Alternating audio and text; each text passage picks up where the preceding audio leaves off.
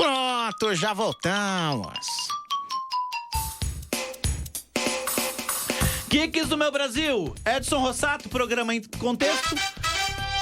Nossa, agora colocaram uma vinhetinha. Programa em contexto, que traz semanalmente entrevistas de cultura, entretenimento, de literatura, quadrinhos, cinema, TV e cultura pop.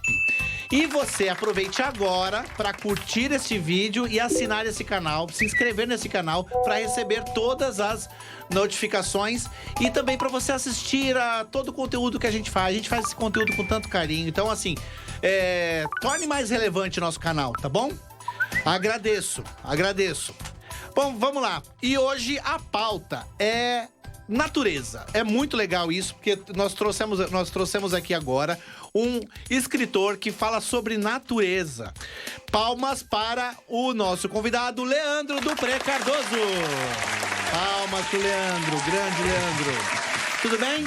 Tudo ótimo. Então tá bom. Vamos lá, você acabou de lançar o segundo volume da série. Tem um nome a série do seu livro, não? É o Pinheiro. É o Pinheiro, isso, a série do isso. Pinheiro. É. Ok. Desculpa. É o segundo volume da série, que é... Vamos lá, o primeiro qual foi? O Pinheiro é a Semente da Discórdia. E esse segundo? O Pinheiro é a Clínica Prodigiosa. E todos os próximos, o segundo, o terceiro e o quarto, que vai ser um a cada ano nos próximos anos, 2020, 21, 22? Isso. Então, vai ter o Pinheiro, Também, no título. Também, Tá exatamente. certo. Fala pra gente como do que se trata exatamente os seus livros. Qual que é a sinopse? O que você pode dizer pra gente?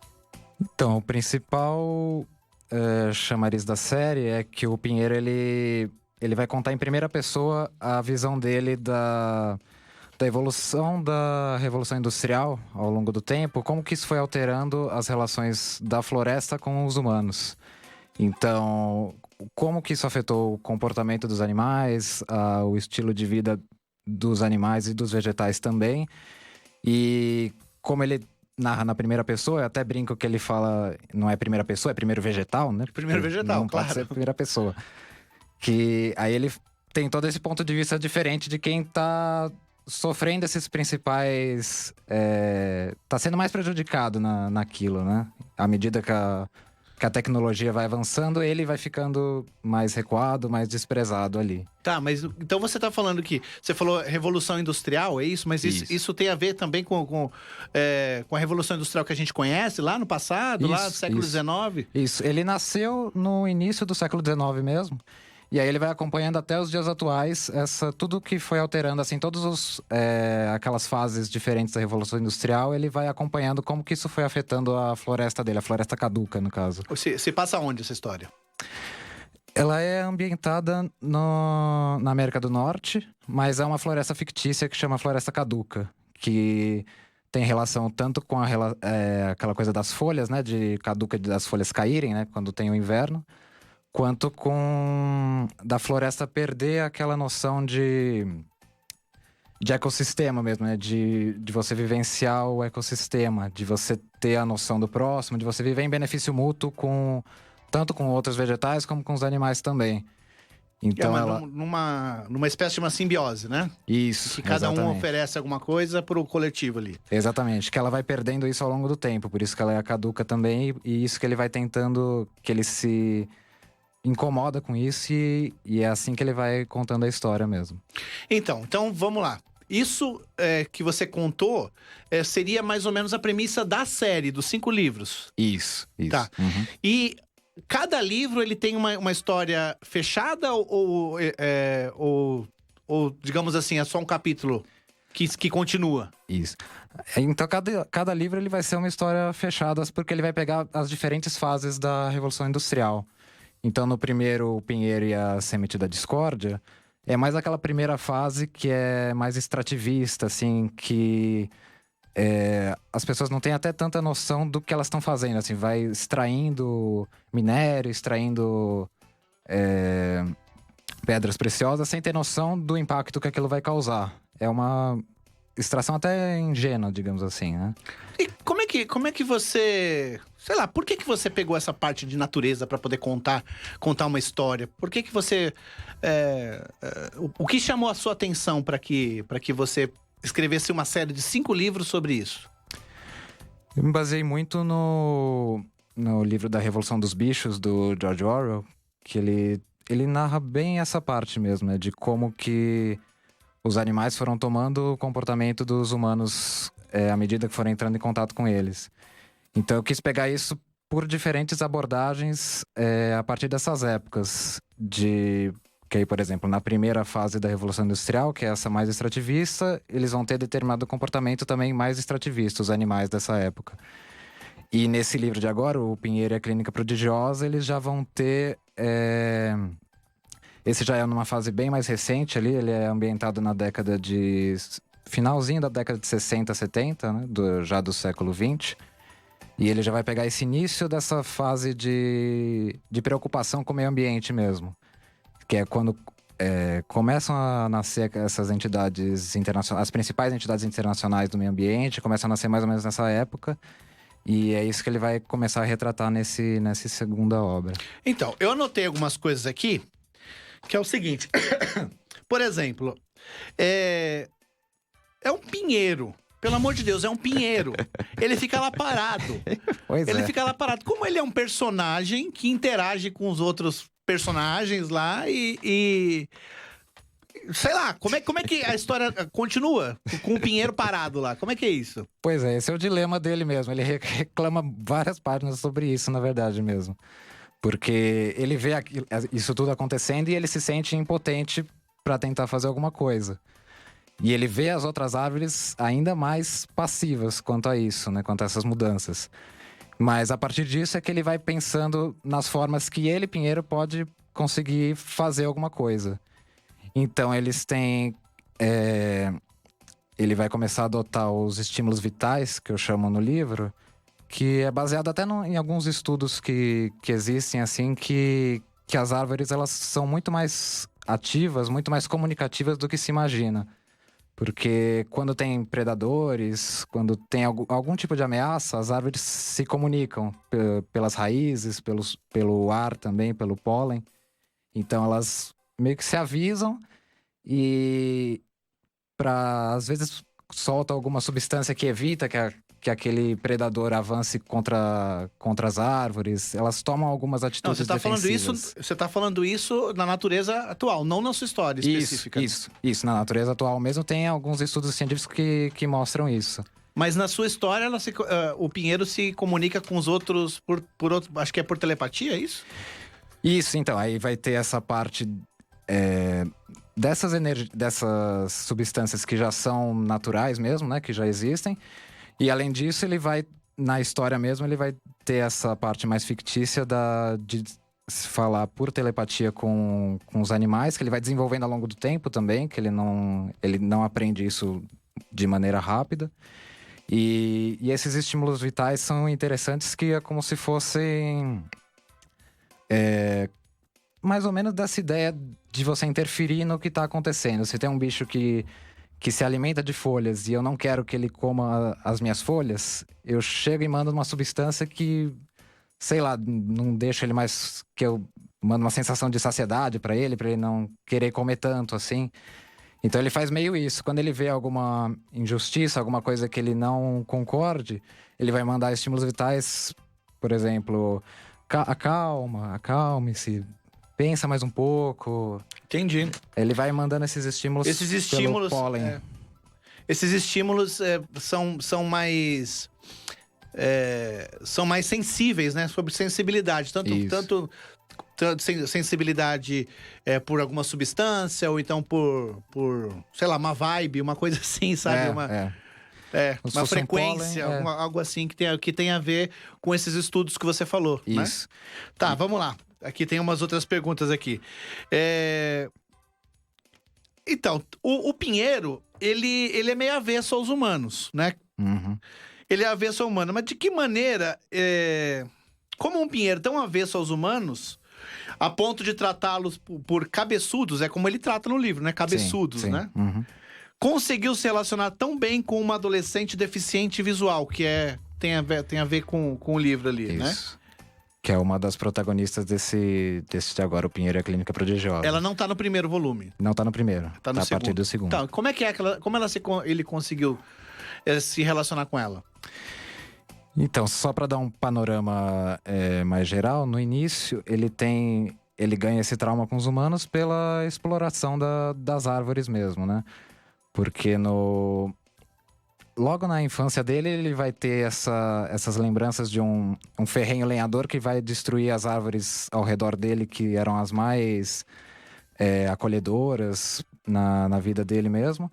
E na primeira obra vai ter a construção de uma fábrica, a Fábrica Branca, que vai ser uma fábrica de papel. E o pinheiro, ele é uma das principais árvores para se produzir papel, de fato, né? Então ele sempre sentiu isso como uma ameaça. Pinheiro e eucalipto também, né? Exatamente. E então agora nesse livro, quando os humanos eles regressam para a floresta para construir essa clínica prodigiosa, que é essa clínica de produtos naturais. Então eles vão aproveitando esse envolvimento com a sustentabilidade na época, eles vão criar esse apelo natural mesmo, de você vender mais por conta de ser sustentável. Mas ela acaba tendo certos problemas familiares, porque essa é uma empresa familiar que é construída. E como eles são bem ricos, assim, eles se separam muito da sociedade, eles vivem muito entre eles, assim, essa família, que acaba sendo mais o pai, essa menina e o irmão. Então, como eles acabam sendo muito próximos, o irmão acaba tendo uma atração incestuosa por ela. Nossa, cara. E aí ele até a ponto de tentar um abuso. Então, ela acaba fugindo pra floresta pra evitar esse abuso. E a única pessoa com quem ela pode se abrir é um pinheiro. Foi onde ela conseguiu escapar. Então, esse pinheiro, ele confere um apelido pra ela, que é Pequena Noz. Por quê?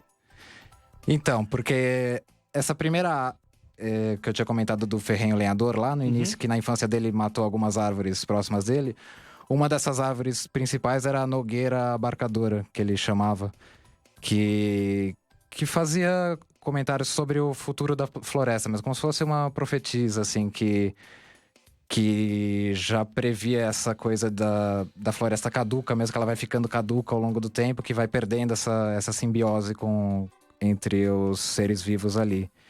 E ele faz em homenagem a ela por ele sentir que ela transmite mais ou menos a mesma sensação de segurança, de acolhimento, porque ela tem um pensamento diferente, não é tão voltado para a ganância, para a cobiça, ela já tem um pensamento mais... Então, isso que você tá falando, né? Apesar dessa mocinha, né, a Pequena Noz, parecer tão cheia de bondade, os animais que a acompanham, eles demonstram perfis opostos, né? De pessimismo, orgulho, raiva. Por que esses opostos? Isso é bem interessante também. É mais para mostrar que todos somos seres vivos, afinal. Todos temos qualidades, todos temos defeitos. Só depende de como aquilo é utilizado, né? Então, ela vê... Aquilo, na verdade, é um complemento mesmo. Porque os principais animais que acompanham ela são o Cérbero, que é um cão de 3 cabeças, que ele foi resultado de testes fracassados nessa clínica, na verdade, que criou um cão mutante. Que o nome, inclusive, tem a ver com aquele cão que guardava, acho que a passagem pro inferno, o portão do inferno e tal. Até, inclusive, no Harry Potter, ele é o fofo, né? Que o Hagrid chama de fofo, é o Cérbero. Isso. E quem mais? Tem esse Cérbero, que é o cão mutante. Tem o morcego Timóteo, que ele já não tem nada a ver com a fábrica em si, mas ele se destaca por... explorar outros morcegos também. Ele é meio que o líder ali da turma dos morcegos de uma caverna próxima. E o rato Teodoro, que é um rato bem pessimista, assim, aqueles bem caidinhos, sniff. Mas que na verdade ele também tem a grande capacidade de sempre saber o caminho certo, assim. Então eles usam o rato como um guia para quando eles precisam fugir, para quando eles precisam encontrar alguma coisa. A última pergunta sobre os seus livros solo aqui, porque eu quero ir para uma outra parte da sua carreira. Então, aqui tem uma tática dos humanos. Qual que é a tática dos humanos para resgatar o Tamanduá Nick? Porque o Tamanduá Nick, ele é um mascote da clínica, né? Como que é? Isso, o Tamanduá Nick é o que tá na capa mesmo, que ele vai ser o mascote, como se fosse o garoto propaganda, o animal propaganda da clínica, né? Que ele vai representar essa imagem de sustentável para a clínica prodigiosa. Então, a Pequena Noz, ela vai empreender junto com esses animais aliados dela, com a ajuda de outros amigos do Pinheiro e do próprio Pinheiro também, com esses estímulos vitais.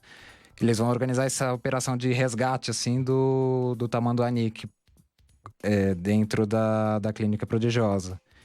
E a partir disso, quando ele some, os humanos criam um cenário assim de caos, né? De perdemos nosso mascote, assim, o que a gente vai fazer? Então saem várias equipes de busca, assim, que são formadas aquelas equipes do Green Team, que eu chamo no livro, que são como se fossem caçadores de jaleco verde, que eles vão soltando dardos pelos animais, assim. E então eles usam essas táticas de tanto de atordoar os animais, quanto eles fazem uma aliança com um animal mais estratégico da floresta, que é o macaco pregador. Que ele tinha uma certa liderança entre os bichos terrestres de pequeno porte, e ele era muito persuasivo, falava muito bem, os animais confiavam muito nele.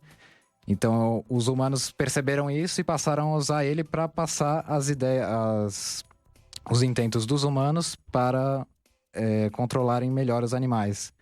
Então, mostravam fotos do Tamanduá e da Pequena Noz para perguntar se os animais tinham visto pelo caminho. E chantageavam os animais, tipo, você não vai ter comida se você não falar onde eles estão, fala logo. Esse tipo de chantagem. Tá, emocional. São 5 livros. Digamos assim, você lançou os 5 livros. As pessoas podem ler os livros fora de ordem ou tem que ler do primeiro ao quinto mesmo? Pode ler fora de ordem, sim. Vai ter só essa questão das fases da Revolução Industrial, assim, mas como os livros são fechados, não tem muito problema mesmo. Daí já poderia ter essa abordagem mesmo. Então vamos lá, vamos falar de outras coisas. Você também você participa de coletâneas literárias também com outros temas, né? Isso. Você participou do livro Além da Magia, da Andros Editora, e também da Andros Editora foi o Céus de Chumbo e o Baladas Medievais. Baladas Medievais. Vamos falar de cada texto para do Além da Magia, qual que é o nome do conto? Do Além da Magia é Cinzas, que vai ser relacionado com... Vai ser um dragão, é ambientado num vilarejo de dragões, que o próprio dragão narra a história, que essa vila ela vem sofrendo muitas... ela vem sendo... Como se fala? Sufocada pelos humanos. Porque os humanos vão tomando caminho, né? Construindo casas. E essa vila fica no alto de uma montanha, escondida e cada vez com menos acesso a alimento, porque a floresta vai ficando menor também. Então, a certa altura, eles percebem que eles vão ter que atacar os humanos de alguma forma, porque senão não vai ter mais comida, não vai ter mais nada. E, ao mesmo tempo, ele tem uma esposa dragão também, que tá grávida. E, ao mesmo tempo, ele tem que cuidar dela também, de ter que, talvez, carregar ela nas costas, às vezes enquanto eles vão voando também. Sim. Então, tem esses empecilhos todos. Entendi. Então, esse primeiro é um conto de dragões. O Baladas Medievais, qual é o nome do seu conto? Baladas Medievais é Rapunzel às Avessas. E aí? Nesse vai ser ambientado... É como se fosse eu não digo explicitamente, mas é como se fosse um príncipe que ele vive preso no castelo do rei. Então, já tem esse ponto de ser às avessas, né? Porque é um homem preso num castelo. E nesse castelo ele deixa a barba crescer e ela sobe pela barba dele. Não. Não chega a ser isso. Na verdade, é o contrário também às avessas por causa disso. Porque a Rapunzel, ela era proibida de encontrar homens. E ele recebia mulheres todas as noites. Até o ponto dele sentir que ele estava sendo explorado dessa forma, assim. Porque não saía disso. Ele ficava preso eternamente nesse destino de ter uma mulher toda noite e toda noite e não saía disso. Caramba. E o outro, que é o dos Céus de Chumbo? Os Céus de Chumbo é a renovada barriga de aluguel, o conto. Esse já vai envolver manipulação genética mesmo, porque vai ser ambientado numa sociedade distópica em que o ambiente já está tão deteriorado que as pessoas são obrigadas a fazer barrigas fictícias, a contratar barrigas fictícias de laboratórios para poder gerar os filhos mais saudáveis. Por conta do ar já estar muito poluído, Legal isso, hein? dos suprimentos já estarem muito E poluídos. você concorreu ao Prêmio Strix com um desses textos. Qual foi? Foi com dois, o do Céus de Chumbo, a renovada barriga de aluguel, e o do Baladas Medievais, Rapunzel às Avessas. Você concorreu 2 vezes ao Prêmio Strix? Foi. Caramba, meus parabéns. Muito E obrigado. aí você foi convidado para organizar uma coletânea de dragões, com textos Isso. de dragões, chamado Odisseia dos Dragões. Exatamente. Então, me fala um pouco desse livro aí. Você lembra de alguns contos, alguma coisa assim? Essa coletânea ficou bem bacana, até agradeço todo mundo que conseguiu participar mesmo dela, que realmente me surpreendeu a variedade das histórias mesmo, porque São 24 contos, né? são 24 contos, isso. Porque geralmente com dragões a gente pensa mais ou menos aquela história meio mais fechada, assim, do herói que vai lá batalhar contra o dragão, em busca de salvar a mocinha, assim, em busca de salvar alguém. E as histórias variaram bastante mesmo com relação a isso, tanto nas abordagens, porque tanto essa visão do herói batalhando contra o dragão, ela é uma visão muito ocidental, né? Então, na visão oriental, o dragão já tem uma imagem totalmente diferente de ser quase um deus, um protetor. Então, né? eu faço até uma brincadeira que no Oriente, o dragão, ele é como se fosse uma vaca na Índia, porque é sagrado mesmo, né? Tanto é que na China, por exemplo, naqueles festivais chineses, tem aqueles dragões, né? Aquelas pessoas que vão por baixo, né? Fazendo aqueles malabarismos As danças, com dragões e tal. Então, realmente é algo diferente lá, né? É tratado realmente como um deus mesmo, como é o conjunto de todos os animais, né? Ele aproveita todas as qualidades dos animais em um só. E vai poder, a partir disso, prover chuva, né? Eles acreditam muito que ele traz as chuvas, que ele é um domador do clima, né? Então eles acabam sempre apelando pro dragão quando eles têm secas, quando eles estão mais em dificuldade. Oh, legal. Você lembra de alguma história diferente da coletânea agora que vem assim, que você fala, putz, essa aqui me chamou a atenção? Então, tem uma que ela vai falar sobre a criação do dragão, como se fosse nos primórdios, assim, da criação da figura do dragão mesmo. Tem uma que também vai falar sobre uma que eu gostei bastante, tratando o dragão como um alter ego também. Que a pessoa vai descobrir que, na verdade, era o dragão. Às vezes, até uma história que as pessoas estão tão preocupadas com o dragão, tão malucas, que no final da história você descobre que na verdade não tem dragão nenhum, simplesmente. Na verdade era besteira tudo. Então foi bem interessante, assim, são visões bastante diferentes mesmo para um mesmo assunto. Qual que é a diferença de ser um escritor, de criar uma história e de editar histórias de outras pessoas? É uma visão bastante diferente mesmo, que foi a minha primeira experiência sobre isso mesmo. E para escrever você fica centrado na tua história, né? Mas para editar, para organizar, tem aquela sensação a mais de você estar auxiliando para o sonho do outro também a se cumprir, a fazer um texto melhor, a se desenvolver junto, né? Você acaba se desenvolvendo junto também, né? As pessoas também te ajudam, acabam contribuindo com ideias também. Todo mundo acaba ganhando nessa história, todo mundo acaba compartilhando muito mais ideias, muito mais textos, acaba sendo um negócio muito mais rico. Legal. Você frequenta eventos literários para, por exemplo, vender seus livros e outros tipos de eventos? Tem alguns eventos de fantasia que ocasionalmente eu também frequento, mas com mais frequência, assim, de periódica, tem os saraus de poesia, que já não tem tanto a ver, mas também é um meio interessante para poder se expressar, né? Então, tem alguns saraus mensais que eu acabo frequentando e mostrando tanto os livros quanto essas poesias que eu vou produzindo também. Então, e aí você frequenta também o Livros em Pauta, que eu te vejo lá todo ano. Isso. Então, como é que é a recepção do seu livro por essas pessoas? As pessoas vão, compram o livro, depois você tem contato com essas pessoas, as pessoas te dão um feedback do livro? Como que é? Assim, eu deixo bem aberto para as pessoas, podem sempre mandar mensagem, mandar áudio mesmo, pode detonar, pode falar mesmo, porque a gente tá aqui para aprender, Mas elas né? fazem isso? Eu sei que você tá disposto a Sim, ouvir, mas sim, elas sim. fazem isso? Elas te dão o feedback que você precisa ou não? Quando eu conheço melhor a pessoa sente mais liberdade, né? Às vezes quem não conhece tanto acaba não entrando tanto, assim, às vezes não tem... não sente tanto essa liberdade, mas a gente tenta sempre abrir um pouquinho, né? Tenta sempre mostrar pra essa pessoa que não tem problema, mas geralmente acaba sendo com quem tem mais contato mesmo. Tá, veja bem. As pessoas que têm dó dos animais, elas são vegetarianas, certo? Certo. Você que tem dó dos pinheiros, você é carnívoro por causa disso? Você não come salada de jeito nenhum? Aí é até um assunto que vai ser pras obras seguintes, isso. Ah, é? Porque, na verdade, eu como de tudo mesmo. Como o que tiver na frente mesmo. Beleza. Nossa, não engordo, não sei como, mas tudo bem. Tá, e como é que as pessoas podem comprar o seu livro? Então, tem o site da editora mesmo, Clube de Autores, que é www.clubedeautores.com.br.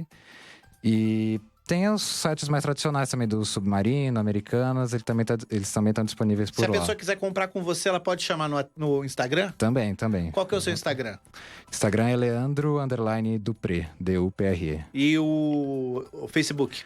Facebook é Leandro Dupré Cardoso. Beleza, então. Então, beleza. Cara, gostei. Vamos ler esse livro aí pra ver se a gente deixa de comer salada, né? E o meu Instagram é rossato.edson, com 2 S e 2 T's. E você também pode seguir a Rádio Geek nas redes sociais. Facebook, YouTube, Instagram, Twitter. Todos eles são o mesmo. Rádio Geek BR, tudo junto. Tá certo? E deixe seu comentário aqui também nesse vídeo, dizendo o que você achou da história dele, se você não come carne, se você não come vegetais porque você tem dó das plantinhas, pode escrever aqui também. O que você quiser escrever aqui a gente vai ler, tá bom? Obrigado e Rádio Geek, apaixonados por salada. Aí, meu, hora do comercial. Nós já voltamos, hein?